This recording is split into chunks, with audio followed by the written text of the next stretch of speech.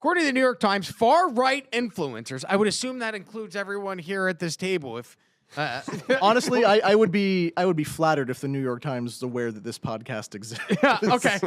Far-right influencers have been teasing the coming of a grand conspiracy for weeks, and a federal probe here in South Florida now appears to be testing pieces of that narrative. Trump-appointed U.S. Attorney Jason Redding Quinones has issued more than 24 grand jury subpoenas tied to the 2016 and 2017 Russia interference saga.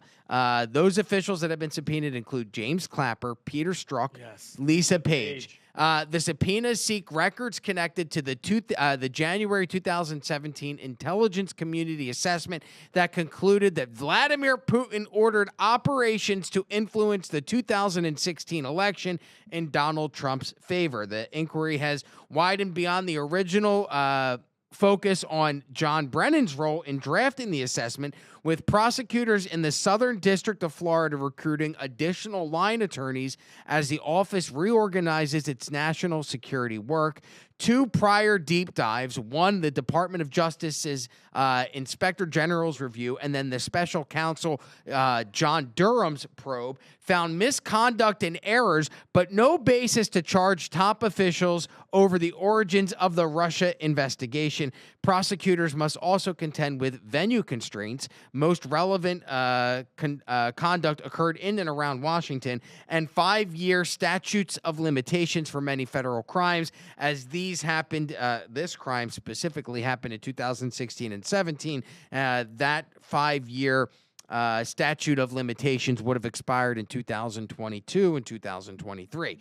So do you guys think that we're going to ever get to the bottom of the Russiagate hoax, or do you believe that we have gotten to the bottom of it? We know what happened, and no one's ever going to go to jail, but we know as the public what actually happened. Doug, I'll start with you.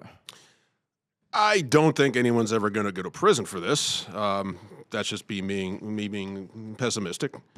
But John Brennan has so much blood on his hands. You know he's connected to 9/11 as well, right? I mean, we've had... You know that he was in charge of giving the visas to the actual 9/11 terrorists? Yeah, if you want to look up on your magic light box there. And no, Tucker just did.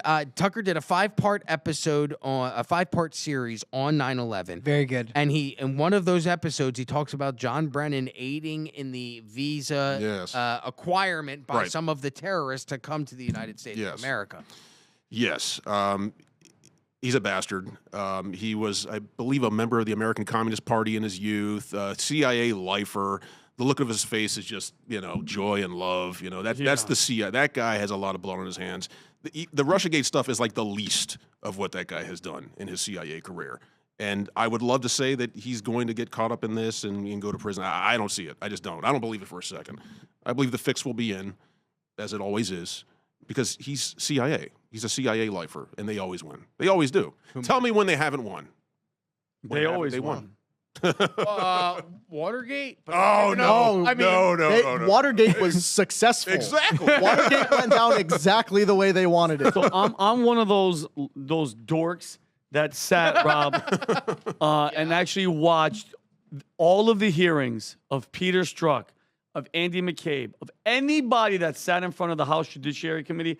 I watched all of this. I watched every single minute, and I'm such a loser. I watch, who was the white congressman from South Carolina? Trey Gowdy? Yes, Trey Gowdy. And, bro, you guys, if people at home, just go to YouTube, put Trey Gowdy, Peter Strzok, and look at the Republicans trying to get answers, Rob, from what, if you guys don't know, Peter Strzok worked at the FBI during Russiagate. He started the Hillary Clinton investigation. Weird. He started this investigation. Andy McCabe was her boss. Lisa Page, he was having an affair with her, cheating on his wife. That's when, what's his name? Comer. James Comey? No, somebody, one of the Republicans who was a judge went after him and embarrassed him. But you see the left sticking up for him, even though they were asking him questions like, you started the investigation. How many people did you interview before you started making all these damn texts? And I'm just paraphrasing, but the text that he was doing with his co-worker girlfriend was, she was like, oh my God, Trump is going to win. And he's like, no. Trust me, we'll stop it. Will. And in front of Congress, he tried to act like he was speaking for the American people. Okay, which was all horseshit. He was talking about taking out insurance policies, and he was basically trying to say that he wasn't biased. They proved that he was biased, but I'm so happy they're subpoenaing him, Lisa Page, and all these clappers, Brennans. If we don't, and I get all these people that are talking about retribution, if you don't hold these freaking people accountable, I'm talking about indict and jail if they're guilty, But it's never going to stop. How do you, brother? I mean, bro, what happened to John Durham?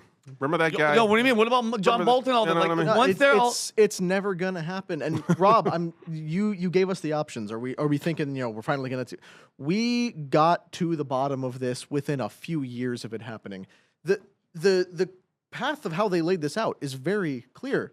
You had the outgoing Obama administration, the Hillary Clinton campaign, Fusion GPS, and the Obama DOJ, who all met together in the Oval Office in a meeting that everyone who attended has attested was a real thing, where they basically talked about how are we going to take the opposition research that the Hillary Clinton campaign got from Fusion GPS, who got from Christopher Steele, the DNC paid for it. Dude, it's so convoluted. There were Ukrainians involved. There was freaking MI6 involved. There was Australian intelligence involved. It was a massive Christopher thing, Steele, a former MI6 agent, got the Steele dossier, gave it to the Fusion GPS, they gave it to the Clinton campaign.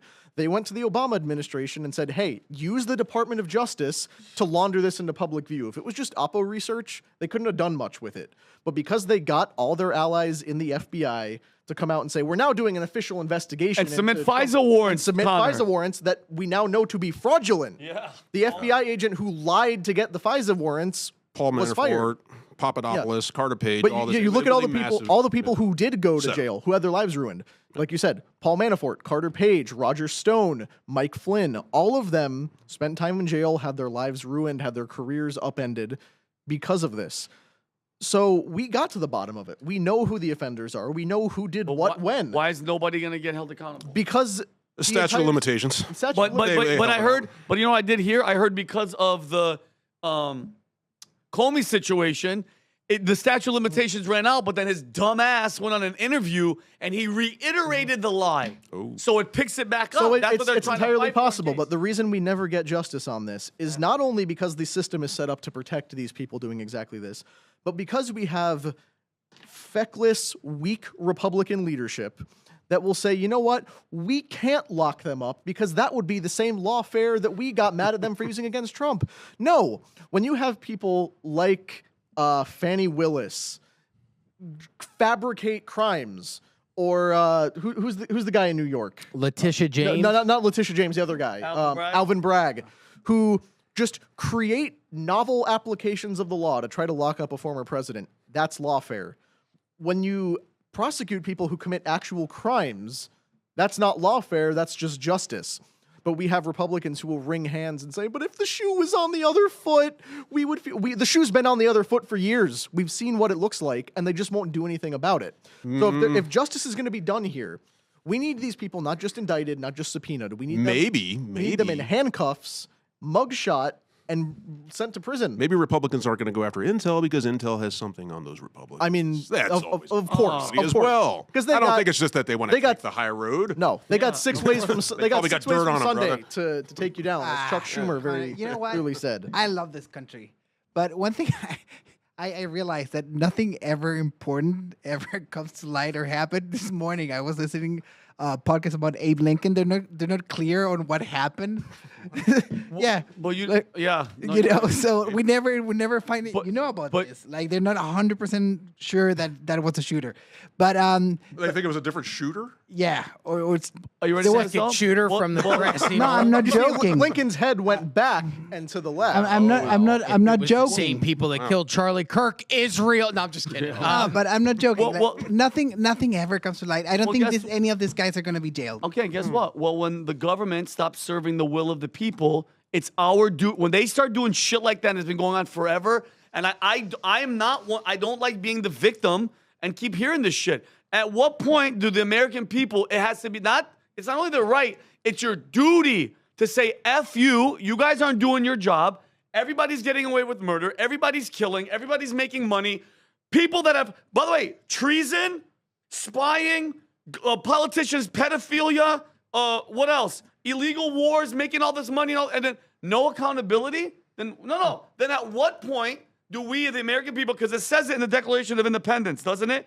That it's our right. I'm sorry, when the government stops serving the people and becomes oppressive, Americans have both the right and the duty to replace it. When are we going to stop being lazy and say, okay, how much more are we going to take? Okay, but how many more stories? That's the question that has to be asked, because what do we as the American people have the ability to do? Say enough is enough. Stop doing everything. No, but Stop working. what is, say F you guys. What is saying enough is enough do? Like, really the only thing we could do en masse is stop paying taxes, because that's perfect. Start there. I like that answer. Tax fraud is only a crime because not enough of us commit it. Start today. If every single year we all decide, yeah, nobody's filing taxes this year, there's nothing they can do about it. Same thing with gas, Connor. If everybody, not the 80% of us, which would probably do it, because you know some ass is going to be like, I got to get to work. If all of us didn't get gas for one day, gas would drop to cents, like just a bunch of cents. But we're so distracted. We're so in our own worlds. Nobody gives a shit. Everybody's about themselves. They have us so with sports and race and sex and religion. Everybody's freaking people. That's why I'm not going to go down back to sports. People from Michigan hate people from Michigan State. Why? Who are you fighting, you idiot? People from Boston, I hate Yankees. I was that fool.